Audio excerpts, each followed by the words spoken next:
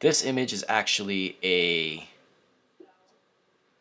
um, it's a panorama I did. I probably took like 6 frames. I went across the top and then across the bottom, and we have this gorgeous sunset, lots of beautiful light backlighting the scene, lots of warm colors, and maybe this time what we'll do is, I think this is the original. Maybe we'll go with a more accurate.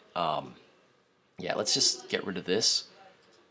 This time, let's make the greens a little bit more accurate, even though I really don't want to. But let's see. So what I did here was I just brought down the brightness once again, brought up the shadows, maybe a little too much. About actually, right where I had them looks good. Brought up the blacks, clarity, structure, and now we're gonna have some fun. So I made the sky a little bit more cyanish. I actually think it's still a little too blue for my taste. And let's see, we can take the yellows this way, or we can make them over here. This is probably closer to reality. This is what Scotland looks like. Normally, I would make an isolated color mask, which I'll show you how I do. Go to Advanced, select your color, and just double click right here, and it should select the entire color. Sometimes you might have to finesse it, but in this case, if you select View Selected Color Range, it'll desaturate everything that's not selected, and you can see it's got all of our greens and none of our blues, which is what we want. And if you go over here, you can create a masked layer from this selection, and now you can have a lot of fun while not affecting the rest of the image. So let's go back to our basics tabs, and if we wanted to, we can just take the same color sliders and make it greener, maybe drop the exposure a little bit. You can bring up the saturation, maybe that's a little too much. And then if you wanted to go to your color wheels, you can bring up the greens even more in the mids, or even in the highlights. You can that's not doing much. I don't like what that's doing. Yeah, over here, and then see, you can go extreme. You can add a lot of green to the image. We can add some mintier greens by going more towards the cyan. We can drop the midtones on the grass, and the shadows probably can make them a little bit warmer. So this is what I just did. You can see there's more color to the midtones. There's more dimension, and I think what I'll do is I might bring this up on the highlights just a little bit, and maybe I'll go into my curves layer and just bring up those highlights just a little bit more and bring it down. We added some. So I think that we have more dimension now in our foliage. There's more, there's more variety and exposure. This is all kind of just one muted exposure, which, to be honest, I kind of like it more, but we're going for a little bit more realistic look here. And this is kind of what Scotland just looks like. As a matter of fact, I think I can bring it a little bit bluer, maybe raise the exposure a little bit on the colors. And I don't like what it's doing to my sun over here, so let's just paint that out. And let's see, what else can we fix here before we take this image over to Capture One?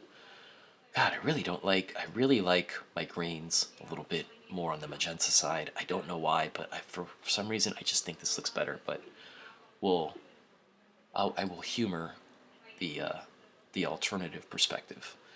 So let's go to a new filled adjustment layer, and let's see what we can do. Let's see if maybe we bring down the blues a little bit on the darker side. Let's bring down that saturation. Obviously, we don't want it affecting our sky, but we can have it not affect this part of the image too much.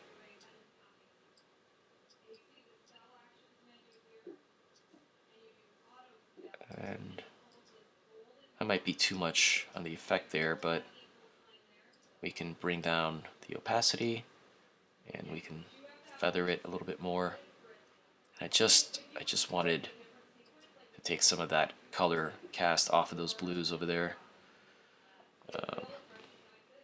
And yeah, I think we've gone about as far as we can go in Capture One. I mean, I'm sure I can go further. This is honestly what I do all the time. I just mess around.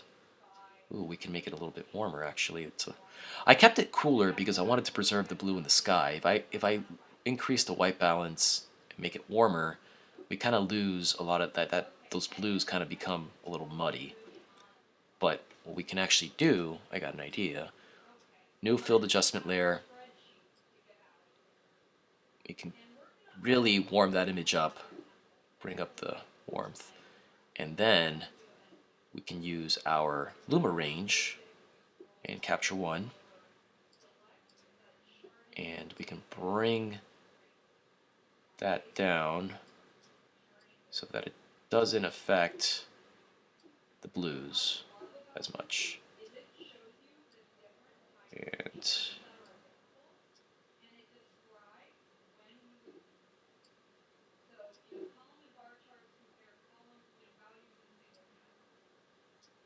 problem is that the greens are also the same exposure as the sky, so that's not going to work. What we could do is go back to our foliage layer and bring those yellows back up again. And now we can probably go into our and bring those yellows, and let's see if it'll work now.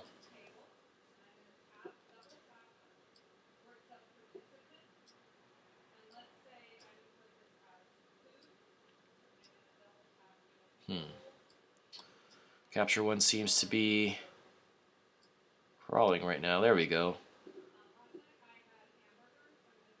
There we go. See, it's affecting more of the greens now. And not the sky, which is what we wanted.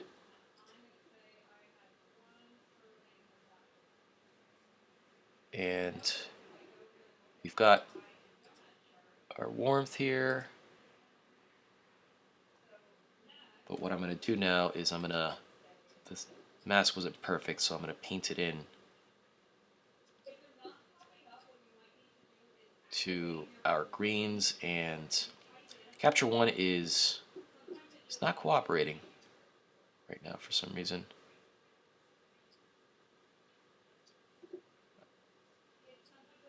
I guess I can't override the Luma range mask, so we'll just have to make another layer. And this time what I'll do is I will once again increase the warmth, but this time I will invert the mask and I will just paint it where I want, which is closer to the sun over here. And let's bring down the effect. There we go. And actually we can probably make it a little hazier. Bring down the brightness just a little bit. And we can bring our highlights back up a bit. I don't care so much about preserving the sun. Actually, bringing down the whites has a much more pleasing effect. And even that might be a little too much. And I think we are, as the kids say, Gucci to go into Photoshop. Okay, so this is where we left off, and obviously the edges of this frame need to be filled because it looks kind of silly with the black edges from the panorama stitching. So we can do this in several ways. We can let Photoshop kind of do its thing, duplicate the layer, and let Content Aware figure it out on its own. Let's see what that does. And yeah, pretty good job. Let's see if it'll do it on this edge now. I'm curious. Sometimes it doesn't work very well, but I'm always... see, that time it kind of fucked up, so no. What we could do though is, here's a little trick, is if you have just a little bit of an edge here, you can make a selection, use the transform tool, and just kind of drag it, the image, all the way to the edge there. And there, that should save you some cloning. We can do it on this side as well for this edge. You can't do this too much because then it starts to look a little wonky, but with little edges like this, yeah. Even this might be a little too much. Yeah, let's just keep it there. And then this should be an easy fix. There is a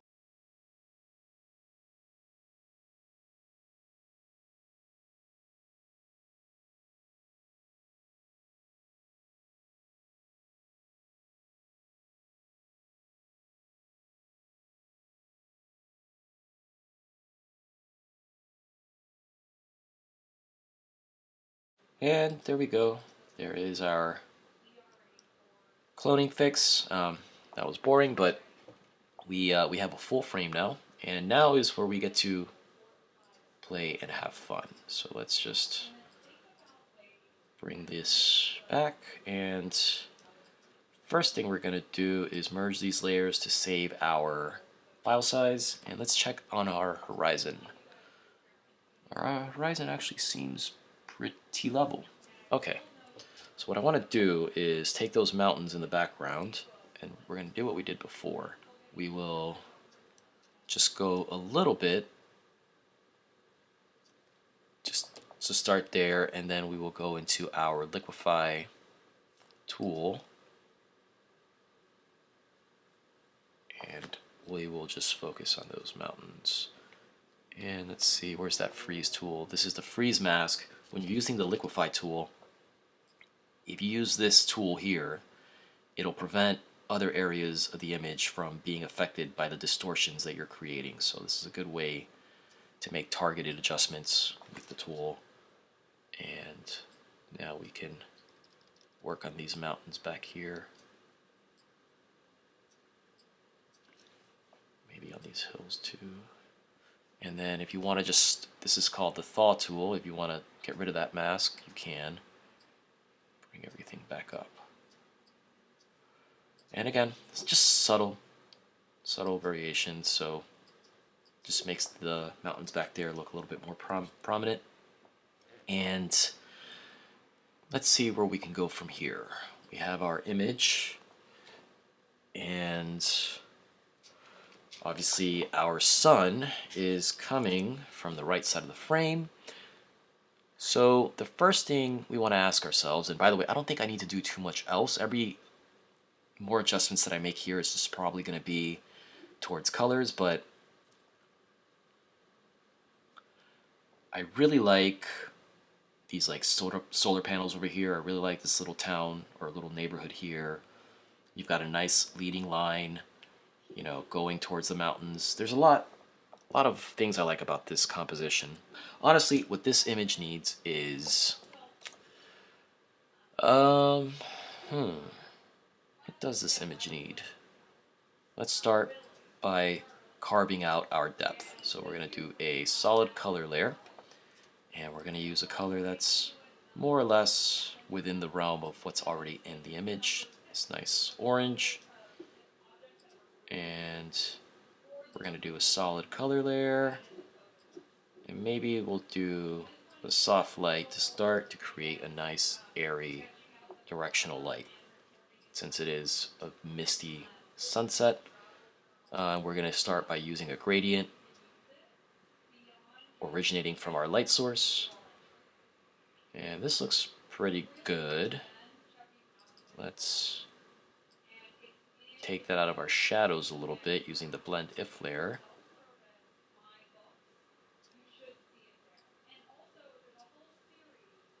And we've refined it, but now let's carve it out some more using our brush tool, soft brush 30%, and let's just paint it out of certain areas. And of course it would also make sense that it should be over here as well. These sheep over here could probably use a little bit of light. And I want it here and here towards the coast, but maybe not so much towards the edges here. And we can paint it out of the edges just a little bit. And we're at 100%, so we could probably bring that down to somewhere around 60%. Looks pretty good. We can take it out a little bit out of the sun. And now we've got some nice directional light emanating from our sun. It's kind of giving the whole thing a nice warm glow. And let's see, our sky is a little too purple for my taste. There we go, just adding a little bit of blue to the image. Just fixing our blues a little bit. Sorry, that was bothering me. And honestly, this looks pretty good. There's not much else to do here. I'm trying to think of what else I would do to the image without messing it up. I guess what we could do is we could take a tour of Luminar and see what kind of tricks we can conjure up from there. But if it's just gonna look wonky, I will just scrap the whole thing. And the first thing I know I want to do is add some atmosphere, maybe some fog. No, maybe some mist or some haze. Okay, this could work. And this is just adding a little bit of haze to where the sun is hitting. We're gonna set that to a very low opacity and maybe have some little bit of glow.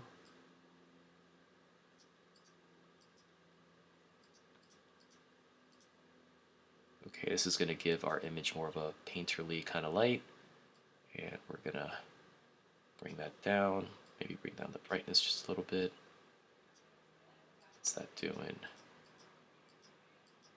Yeah, this is looking pretty good. I actually like this quite a bit.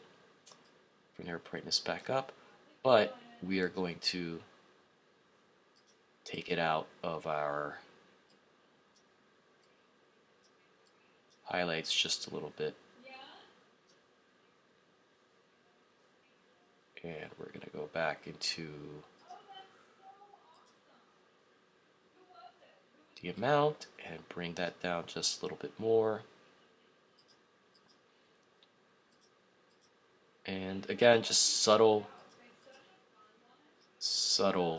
adjustments with restraint, because this software can quickly go off the rails, and we can take it out of here a little bit more.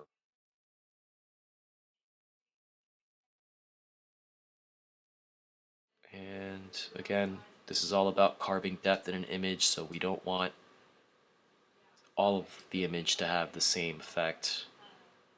And this is looking good. Let's see. Oh, Luminar does have this interesting foliage slider enhancer thingy. Let's see what it does. We can change the hue of our foliage, and that is obviously way too nuclear, but it does add a nice pop of saturation. It is golden hours, so we can, but this might be a little too much. Let's see. Yeah, see, like, just bring it down just a little. Like, I'm only at 6 and 4, and the effect is already crazy. I like this. This will work. This will add just a nice, even that might be, we'll go to 3. But you can see this software can quickly make an effect look just too insane if you're not careful. And detail-wise, I think we're good on details, but we could make the details pop a little bit. And then there's an effect that I use sometimes that may or may not always work. It's called this mystical effect. It adds this kind of like, it's like putting a pro mist filter on your lens. and it just kind of really makes everything a little bit dreamy. And we can, I like it. It creates this, it just reduces, see, like it just reduces that digital edge that these sensors have. Like it just makes the whole thing look a little bit more painterly. But again, the effect is a little too much. So we're going to take that down before, and let's enable it. Actually, we could probably bring it up a little bit because I do like what it's doing to the foreground. And we'll just use our eraser tool and just take it a little bit out of the highlights so they don't get too hot. And this looks good. All right, Luminar coming in handy. We're gonna hit apply, and I like it. I like it a lot. And so where we started, where we're going, and one thing I definitely want to do is add a solid color layer once again. And this time I'm going to use an overlay blend mode. And I'm going to invert that mask. I'm going to set my brush to a very low 10% opacity. And I'm just going to paint little dots of exposure in areas that I want a little bit more emphasis. And actually I'm going to go to 5% over here. And this little neighborhood right here. This foliage over here. Maybe some of these sheep over here. And you can see just a subtle effect to bring some attention to certain details. And if we really wanted to go crazy, what we could do is, let's try something here. We can take that same color, soft light, overlay, invert, and we can make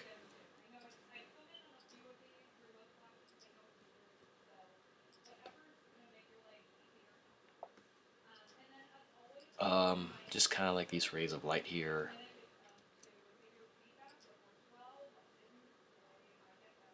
And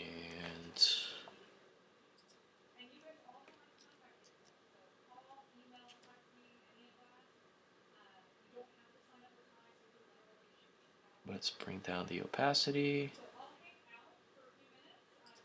Maybe we will take it out of here. And we created these two kind of just blocks of light that we're going to feather. Add some blur to it.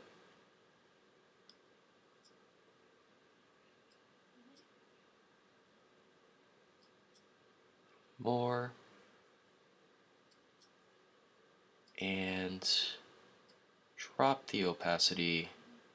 Oh, we're at hard light. Let's change that blend mode back to overlay or soft light. There we go. Soft light will work. And we can create another group layer and create another mask, and we can just kind of remove it from certain parts. I don't want it.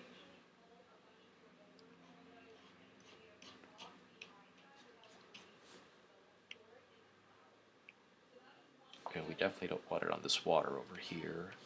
Not too much at least.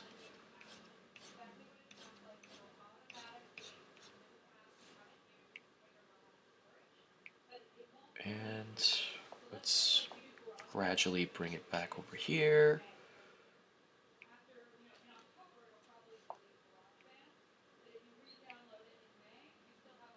And let's see, we're at 30% opacity. If we went back to overlay, how would that look?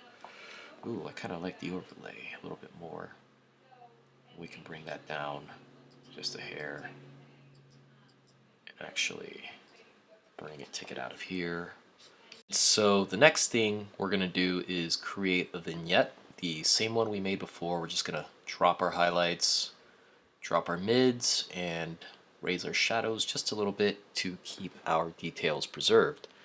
And once we do that, it's just a matter of creating a mask. You see here the mask that I created. Black where we want to hide, white where we want visible, and you can see that the areas that we want to keep a little bit more of our audience's attention on are going to have the vignette masked out, but it's all about creating the same kind of depth as we did before. And then we're pretty much done. The only thing I'm going to do now is just go back into alien skin and create a little layer here. And I actually went back and used the same film emulation that I used in the previous image, but I did something a little different. I stacked it, actually. I created a duplicate layer of it. And let's just take off the first layer.